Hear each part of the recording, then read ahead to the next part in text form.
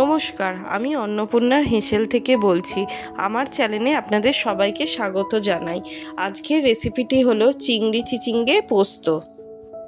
আলুটা আমি লম্বা লম্বা করে কেটে ধুয়ে রেখেছি। চিচিঙ্গেটাও আমি খোলা ছাড়িয়ে সরু সরু করে কেটে ধুয়ে রেখেছি। মাছটা ধুয়ে নুন হলুদ মাখিয়ে রেখেছি।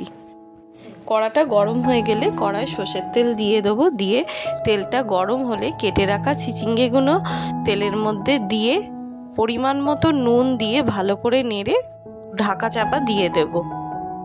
কিছুক্ষণ বাদে কড়ার ঢাকাটা খুলে চিচিঙ্গেগুলো আবার একটু ভালো করে নেড়ে দেবো, নিয়ে আবার একটু ভাজতে দেবো। চিচিঙ্গেটা ভাজা হয়ে গেছে, আমি একটি পাত্রে তুলে নেব। ওই কড়াতে আমি আবার একটু সর্ষের তেল দিয়ে দিচ্ছি। ওই তেলেতেই আমি আলুগুলো দিয়ে দিচ্ছি। দিয়ে পরিমাণ মতো নুন হলুদ গুঁড়ো দিয়ে আলুগুলো ভালো করে ভেজে নেব। এরপর আলুগুলো একটি পাত্রে তুলে নেব। তারপরেতে আমি ওই কড়াতে আবার একটু সর্ষের তেল দেবো। দিয়ে কেটে রাখা পেঁয়াজগুলো তেলের মধ্যে দিয়ে ভালো করে নেড়ে পেঁয়াজগুলো ভেজে নেব। এবারে আমি মিক্সিতে কিছুটা পোস্ত বেটে নিচ্ছি।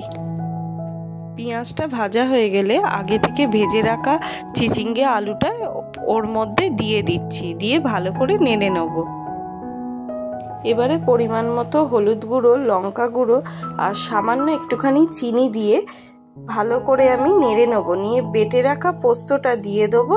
দিয়ে পোস্তর জলটাও দিয়ে ভালো করে আবার নেড়ে নেব। এবারে নুন হলুদ মাখানো চিংড়ি মাছগুলো পোস্তর মধ্যে দিয়ে দিচ্ছি। দিয়ে ভালো করে নাড়াচাড়া করে নিচ্ছি। করে একটু জল দিয়ে আমি কড়াটা ঢাকা চাপা দিয়ে দিচ্ছি। কিছুক্ষণ বাদে আমি ঢাকা খুলে দেখব আলুটা আমার ভালো করে সেদ্ধও হয়ে গেছে আর তরকারির জলটাও আমার শুকিয়ে গেছে। ভালো করে নেড়ে চেড়ে নেবো। তরকারিটা আমার হয়ে গেছে। এবারে তরকারিটি একটি পাত্রে ঢেলে নিচ্ছি। রেসিপিটি আমার তৈরি হয়ে গেছে। আমার রেসিপিটি যদি আপনাদের ভালো লেগে থাকে তাহলে অবশ্যই আমার চ্যানেলটি লাইক, কমেন্ট ও শেয়ার করবেন এবং নিত্য নতুন ভিডিওর জন্য চ্যানেলটি সাবস্ক্রাইব করবেন। ধন্যবাদ।